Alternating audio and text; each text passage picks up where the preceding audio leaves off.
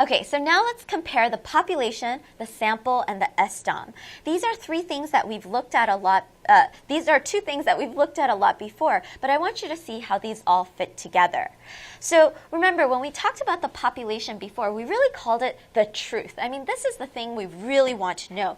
We don't actually want to know about samples. We really want to know about the population.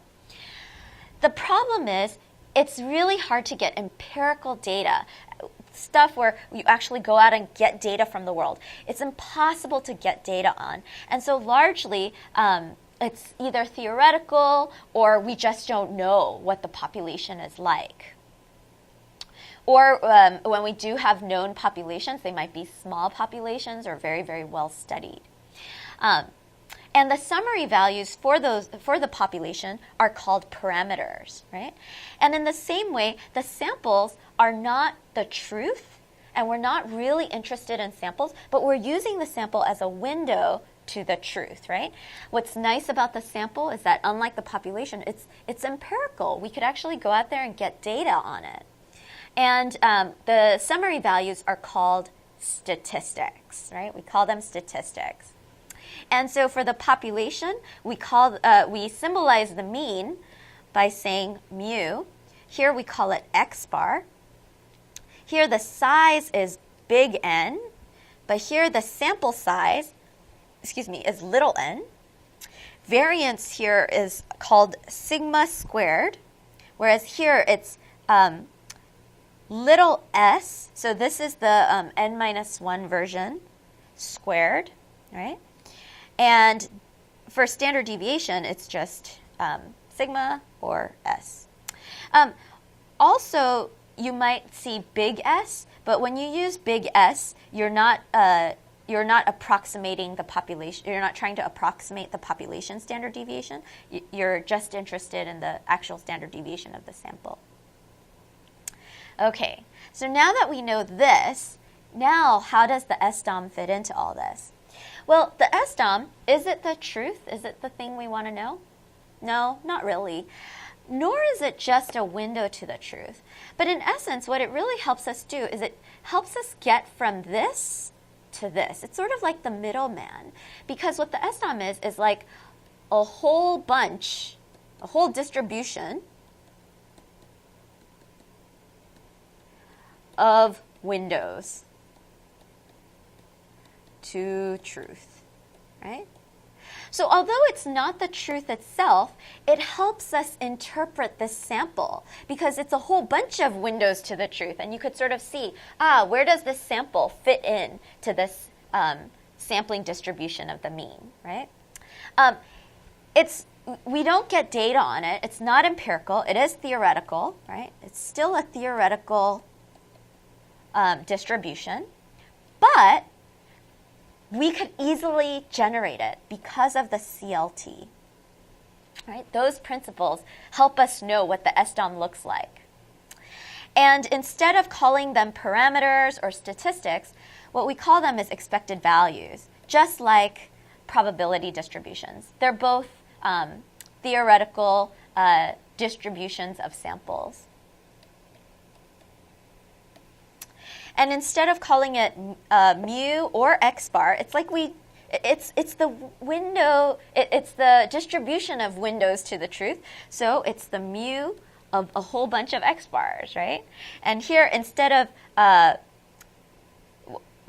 big N and little n, it's big N sub x bar, because it's saying and this is only in the case where we use simulations, not when we just derive it through the central limit theorem. And variance, we'll call it sigma squared, right, but with the x bar. And for standard deviation, instead of calling it sigma, it's just sigma sub x bar. So notice that there are these little x bars here, right? And that's what really sets the sampling distribution of the mean apart, because it's about the mean of means, the n of means, the variance of means, and the standard deviation of means, right? So it's always about means, and so because of that, of sample means, and so because of that, you always see this sub x bar here for all these expected values. Okay, so that's how these things fit in together. And so now let's answer some of these questions that remain. This was from the previous lesson. Even when we went over sampling distributions in general, we had some questions that remained. So perhaps the SNOM can help us answer some of these questions. So what happens when we don't know what the population looks like? Well, in the case of the SDOM, we don't have to know what the population looks like, right? So if you use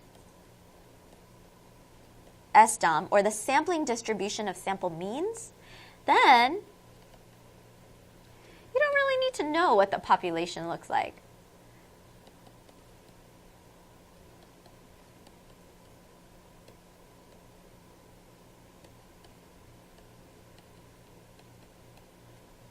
We don't have to know whether it's uniform or skewed or anything like that if we use the SDOM, because we know the shape, mean, and center, shape, mean, and spread of the SDOM, right? So we could use that instead of having to rely on the population. We could rely on the middleman.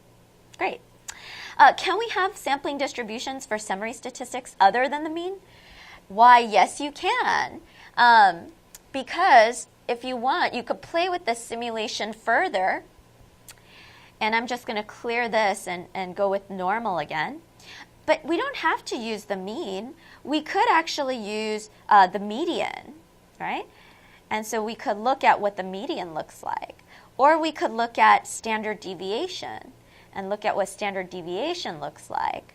We could also look at the range, the interquartile. I don't know if this is interquartile range or just range. I think this might be just range. We could look at variance, right?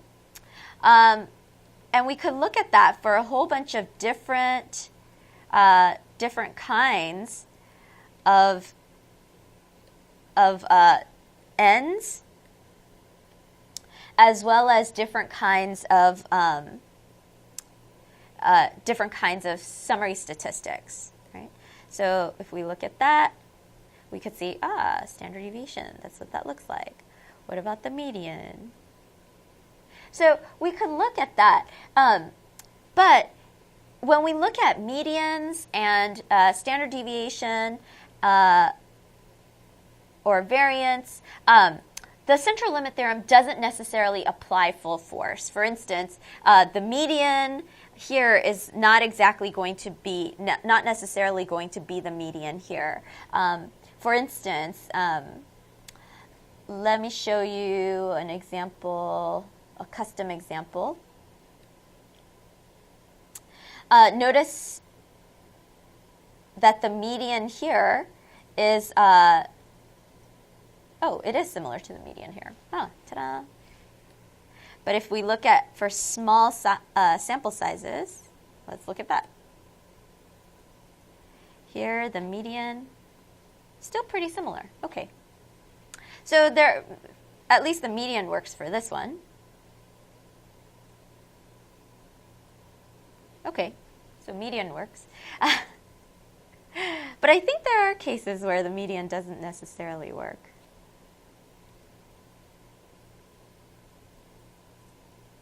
Like this one. Okay, so here the median is 17, but here the median is 16. So the medians don't always necessarily equal the median of the sampling distribution of medians, right? So so in these kind of other sample statistics, such as median and variance and standard deviation, you don't necessarily have all of the properties of the central limit theorem. There are some exceptions. For instance, when you use standard deviation, very often you do get normally distributed, roughly normally distributed distributions. But it's not quite as regular as the sampling distribution of the mean. And so There are some exceptions here and there, but it's sort of hodgepodgey. Only the sampling distribution of the mean really fit all three properties of the central limit theorem. So here we can say yes, but central limit theorem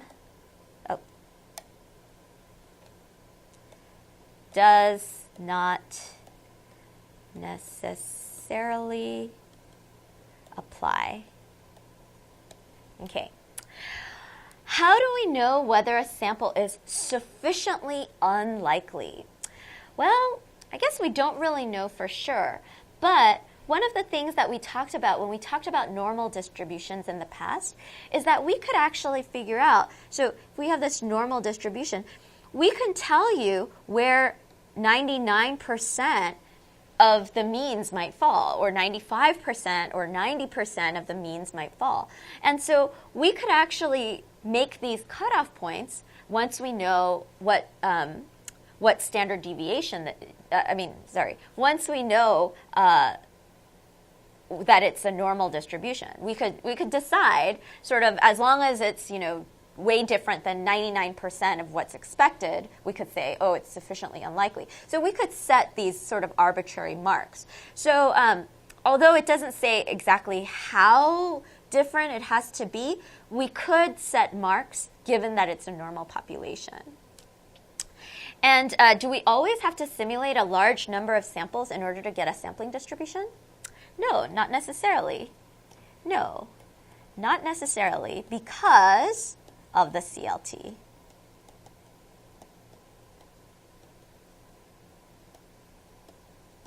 So the CLT does not rely on simulations. So simulations are really a way of empirically doing it, so pretending to do it many, many times. But because of the CLT, we could actually go directly to it. We don't actually have to do the simulations.